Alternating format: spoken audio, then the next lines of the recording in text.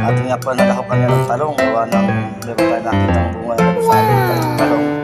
At yan, talong, okra, puso, labanos, sitaw, at syempre siling pang sigang mawawala.